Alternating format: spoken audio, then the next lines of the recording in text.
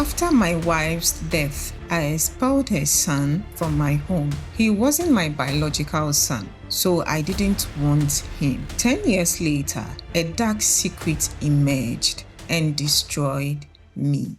I threw an old backpack onto the floor and stared at the 12-year-old boy with cold eyes. "Get out of my house," I growled. "You are not my son. Your mother is dead and gone. I have no reason to keep you here with me. Go wherever you want." Wow. How can you speak such words to a young boy like that? I mean, this is very heartbreaking. The boy remained silent, unbothered by my words. He didn't even cry or beg me for help. Instead, he lowered his head and picked up his bag. The strap of the bag was even broken and dangling. He quietly exited the door, uttering not a single word. The boy left quietly. My wife and I were happily married. Then she unexpectedly passed away. She suffered from stroke. I was left alone with a son. He was a secret from my wife's past, something she never spoke of. She had never revealed his biological father's identity. I married her at the age of 26, believing she was a strong woman capable of raising a child alone. I assured myself I would accept the boy. However, love that lacks genuine emotion cannot endure. I cared for him out of obligation rather than genuine affection. I felt he wasn't my son, so there was no need loving him genuinely. When my wife died, our bond shattered. There was nothing left to tie us together. He was a quiet and a respectful boy, yet he remained distant. Deep down, I knew I had never truly loved him. A month after my wife's funeral, I kicked him out. "Look, I don't care if you live or die," I told him. He simply walked away, leaving me feeling nothing, no guilt, no sadness. I sold the house and moved far away, my life improving and my business thriving. I even remarried. Sometimes I wondered if that boy was still alive, an orphan with no family, nowhere to go. What had become of him? To be honest, I didn't even care. I told myself that if he died, it was for the best. At least he wouldn't suffer. He would be even better off dead. Wow. Life improved for me and I met a new woman with no children, no baggage. All I felt was peace. Occasionally, I found myself pondering my stepson. I wasn't concerned for his well-being. I was simply curious sometimes, thinking whether he's still alive.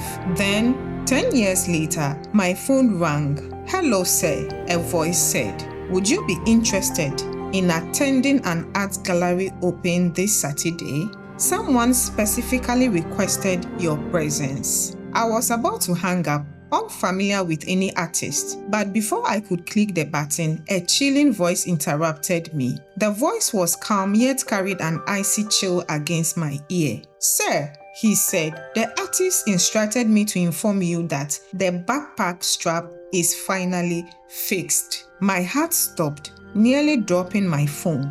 The image of that boy walking away with his broken bag flashed in my mind. 10 years had passed since I last thought about that strap. My hands trembled and I felt an urgent need to see who this person was. That night, I couldn't sleep. The voice on the phone haunted me, compelling me to go to the gallery. On Saturday, I straightened my expensive tie and entered the dimly lit building. High-end music played softly, and people in fancy clothes held drinks, whispering among themselves. Every painting was covered with a heavy black cloth. "Welcome," a woman greeted. "The artist is ready to unveil the main collection." The light dimmed. A single spotlight illuminated the first painting. The artist removed the cloth, and my heart stopped. It depicted a small broken house. In the window, a woman smiled, her features similar to my late wife's. However, the colors were wrong, dark and chaotic like a nightmare.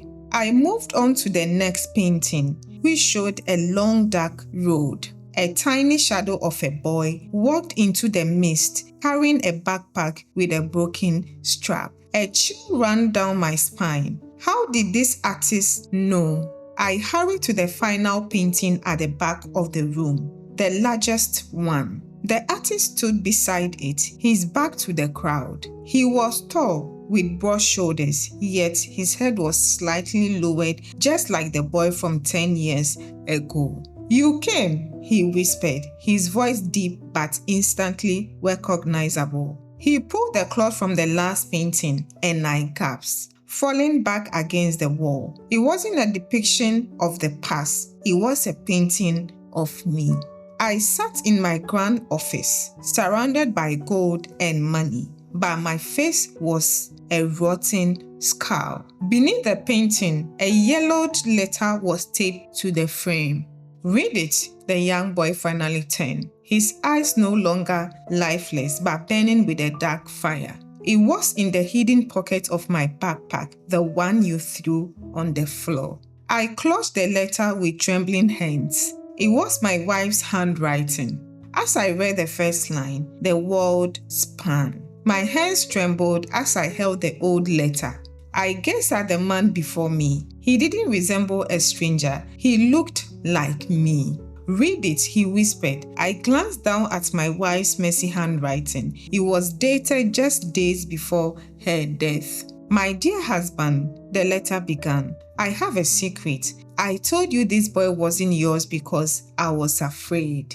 Before we met, we had a one-night stand at that summer party. Do you recall? I didn't see you again for a year. When we finally reunited and fell in love, I was already a mother. I was too scared to reveal the truth. I felt you would think I only wanted your money for the child." But how? It doesn't make any sense.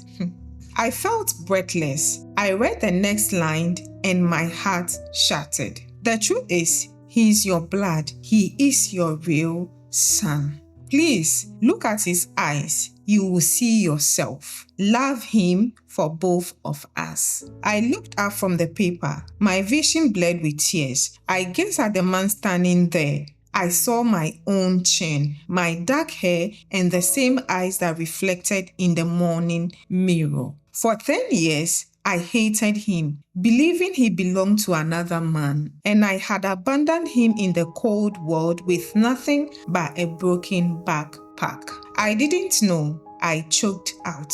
I thought she said, "It's okay." "You didn't want to know," he said, his voice harsh. "You wanted a reason to hate me. You wanted solitude with your money. Please, I beg you." I took a step towards him. "I can fix this. I have millions. I can give you everything you missed." The young man pointed to the painting of the boy walking away. "You gave me everything I needed that night," he said. "You gave me the hunger to survive. You gave me the pain that shaped me into a great artist today. I don't want your money, Father. I just wanted you to know the truth." He turned his back on me. "The gallery is closing," he said. "It's time you leave my house." I stepped out into the rain. I own a large car, a spacious house, and a substantial bank account. Yet, as I watched my son lock the door behind me, I realized I was the poorest man alive. The truth had emerged, and it had utterly destroyed me.